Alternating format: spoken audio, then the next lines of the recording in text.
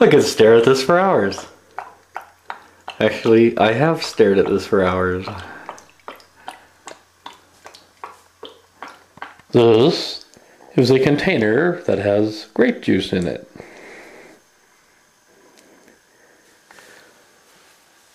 This is 6.5 gallons of grape juice.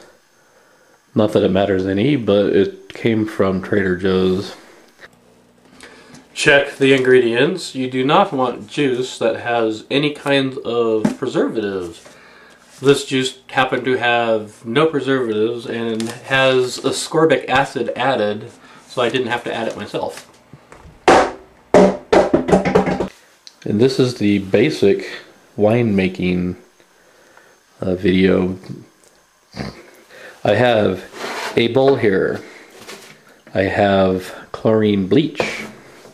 I have yeast nutrient, wine tannin, very little goes a long way, potassium metabisulfite, you can buy them in Camden tablets. I have yeast, the most popular strain for wine, mead, and whatnot. I have a tablespoon, a teaspoon, and a quarter teaspoon measuring device.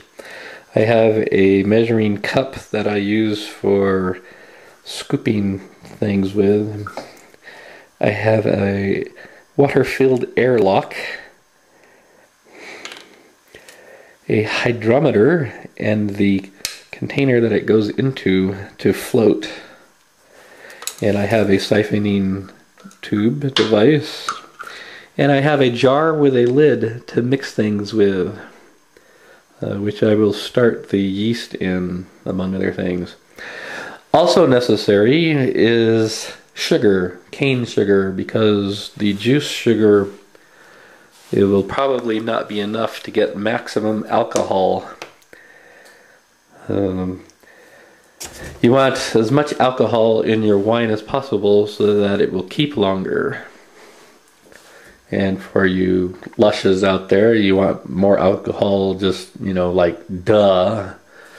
So the first step is to sanitize everything.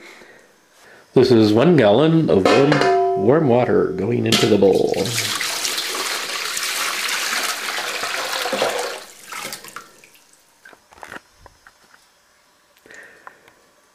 This is 1 tablespoon of chlorine bleach going into the bowl.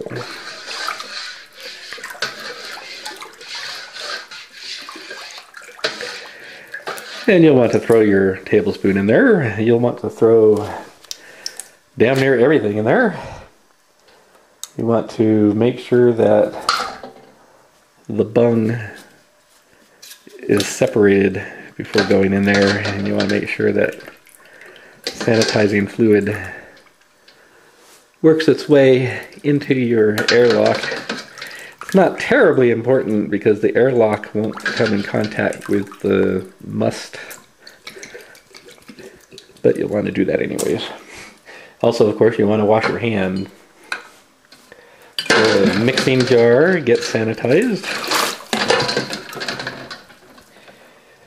And this I'm going to disassemble, and I'm going to suck the sanitizing fluid through it because it won't fit into the bowl.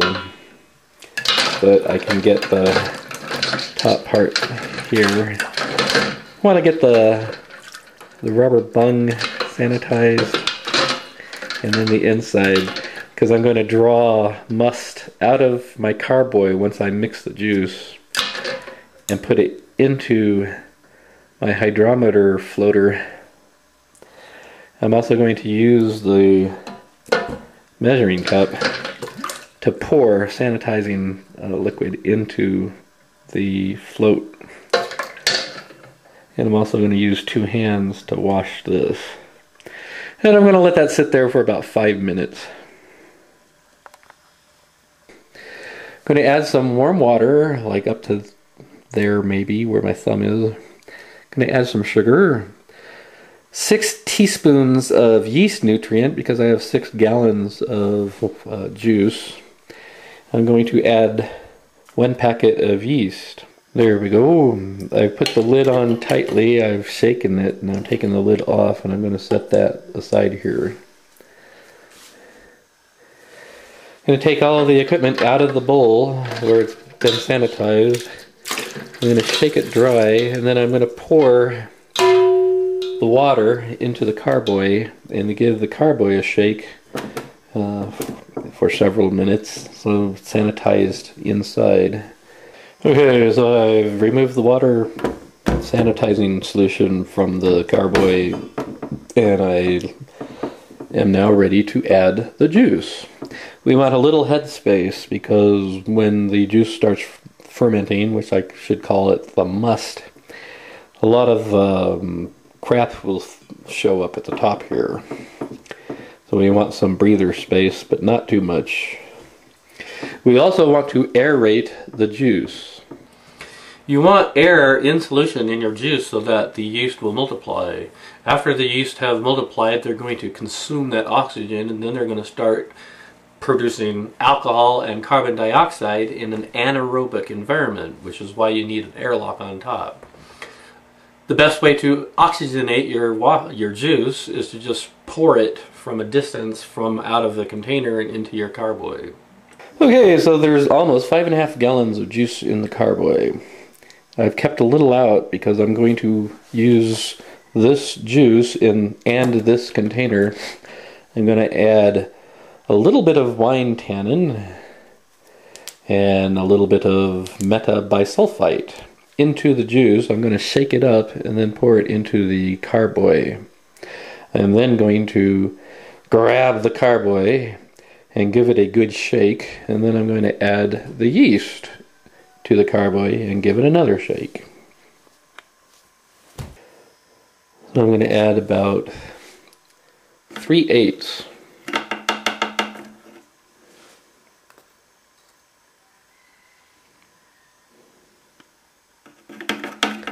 That's the tannin. Don't want to put any more. And 1/4 teaspoon per 5 gallons of wine for the potassium metabisulfite. So I'm going to put a tiny bit more than 1/4 teaspoon. Okay, that's shaken, not stirred. Going to add it to the juice. As soon as that yeast hits the juice, it's called must, and the yeast is bubbling pretty good there. So this will be shaken up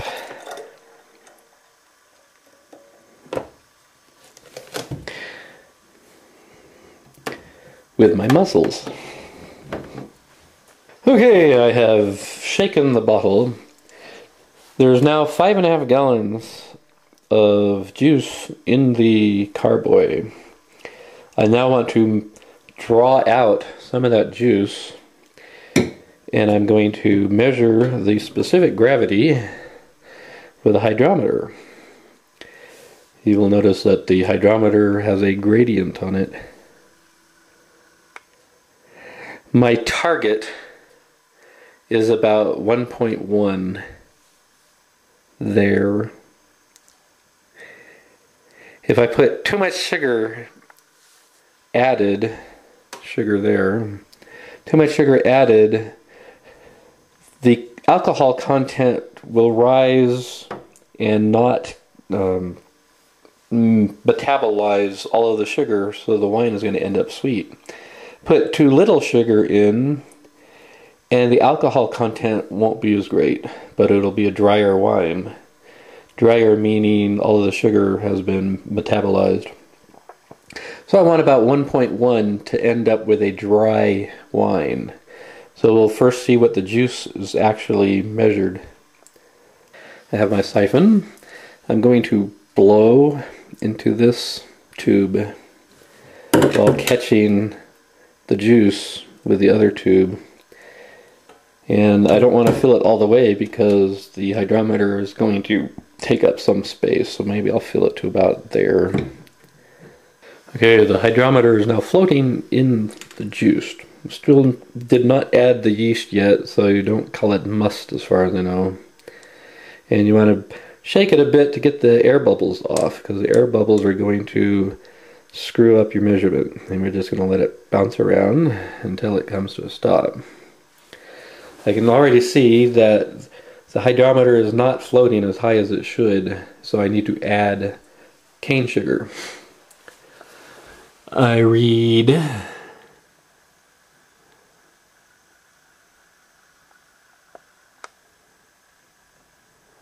about 7.3 or 0.73. So I have a chart that tells me how much sugar to add. By the way, you'll want to write all of this down. Go to your chart, conversion chart for using hydrometers.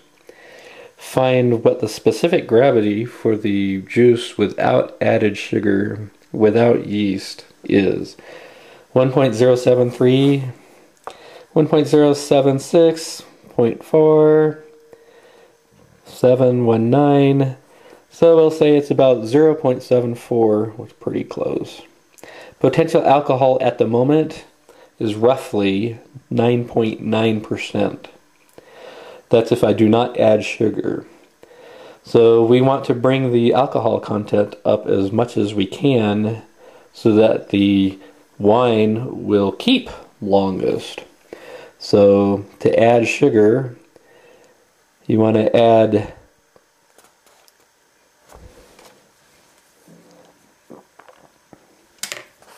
1.04, which is close to our reading here, for an alcohol content of potential 13%. I want to add 6.9 ounces per gallon of sugar. So we'll say 7 times 6. And that's how many ounces of sugar I want to add to the juice. So I'm going to use a little bit more juice in an empty container, and I'm going to add the sugar, and I'm going to mix it up really well. Okay, I have added the sugar in 3 stages because I didn't want to go over. And each stage I measured the specific gravity again. We are just below 1.1, so we've got about 1.095. This is 1.09496. So we're just at the border where all of the sugar will be converted into alcohol. So I am anticipating about 13% alcohol content, because 1.095 is between 6.4 and 4.1. You go over. I'm just at the border where alcohol stops being created. As I rack the must off of the lees, the dead yeast, I'm going to be adding a little bit more juice, so the sugar content will actually drop a little. So if I made everything correct and I guessed correctly, I will have no sugar left in the finished product, and maybe about 13.2% alcohol. So the juice goes back into the carboy, and then I add the yeast. The yeast is having a happy time over there. And then I give the carboy another vigorous shake. There! The yeast has been pitched into the juice. It is now must, M-U-S-T. I've added water to the airlock. And if I did everything correctly, we should see bubbles in a few hours or so. The room needs to be fairly warm, so I'm going to shut the windows. Let's see what happens in a few hours. I wrote down all the numbers.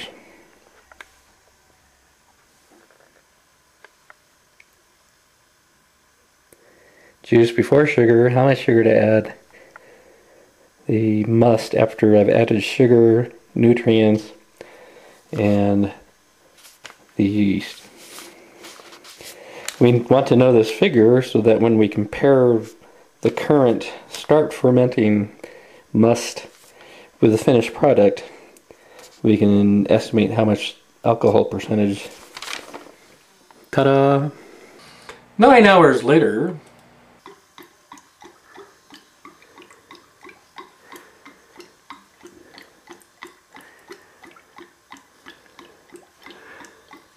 this is 9 hours after I pitched the yeast. So I'm going to move the bottle out of the way and I'm going to let it sit for, I don't know, a month. And then check it again. Some miscellaneous points. Different juices will ferment in a different period of time, from absolutely nothing happening to vigorous fermentation. Could be anywhere from 2 hours to 2 days. Some will go a week before it gets going. Depends on the juice, temperature, strains of yeast, and all that good stuff. Also, if your airlock runs dry, you might end up with vinegar instead of wine. Vinegar happens when the yeast gets oxygen instead of producing alcohol in a anaerobic environment. So you always want to make sure that your airlock has water. I should also point out that I have no idea if what I did in this video is correct or not. We will find out in, I don't know, 3 months, 4 months when I sample the product, the wine, before I bottle it. After bottling, it could take at least another year after that before the wine is drinkable. There's a hell of a lot of grape juice out there that can be fermented. I used Niagara grape juice, which there's several recipes out there on the internet. Also, the saccharin meter, the chart that I used, is available in dozens of places on the internet. So it shouldn't be hard to find how much sugar you need to add to your juice to get it up to the specific gravity that you want. I chose 1.1, but people who want a sweeter wine can go 1.11 or 1.12. If they want a really sweet wine, they go higher than that. Dry, of course, means all the sugar has been metabolized so that when you drink the wine, it tends to leave a dry mouth afterwards. They call it dry. This will also work with mead. With mead, you want to use 1 part honey with 4 parts of water to get a almost dry mead. That's by volume. There's recipes out there. One of the cool websites for making mead is called makemead.com. And this is just the basics of the equipment that you might need. Very important to have a hydrometer because you want your alcohol content up high as possible. Eventually the alcohol will kill the yeast, but some yeast will still stay dormant in the wine, so it has to be stabilized 3 or 4 months down the road. I'm going to make a follow-up video at that time. In the meantime, what the bloody hell am I going to do with 6 gallons of wine?